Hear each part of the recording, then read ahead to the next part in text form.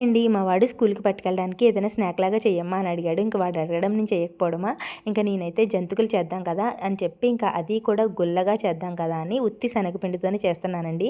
ఇంకా నేను శనగపిండి ఆడించుకోవడానికి 1 కేజీ పప్పుకి 1 గ్లాస్ బియ్యం అయితే వేసేసుకుంటాననమాట. అందుకని చెప్పి ఇంకా నేను ఇప్పుడు బియ్యపు పిండి ఏమీ యాడ్ చేయట్లేదు.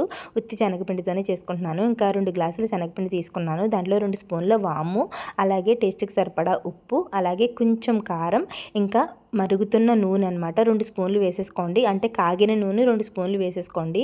వేసుకున్న తర్వాత బాగా మరగబెట్టుకున్న వాటర్ ఉంటుంది కదా, ఆ వాటర్ని కొంచెం కొంచెం పోసుకుంటూ ఇలా పిండి అయితే గట్టిగా కలుపుకోవాలన్నమాట. ఇలా కలుపుకున్న తర్వాత కొంతసేపు పక్కన ఉంచేసి చల్లారిన తర్వాత జంతికలు కొడుకలో వేసేసుకొని పెట్టేసుకుని పిండిని ఇలా జంతికల్లాగా వేసేసుకోవడమే. బ్రౌన్ కలర్ వచ్చే వరకు వేగనిచ్చి తీసేసుకుంటే మనకైతే జంతికలు రెడీ అయిపోయాయి. టేస్ట్ అయితే చాలా బాగున్నాయి. మా పిల్లలకి కూడా బాగా నచ్చాయి. మీరు కూడా ట్రై చేయండి. ఇంకా లాస్ట్‌లో కొంచెం పిండి ఉంటే పకోడీ అయితే వేశాను. మీరైతే ప్లీజ్ వీడియోని లైక్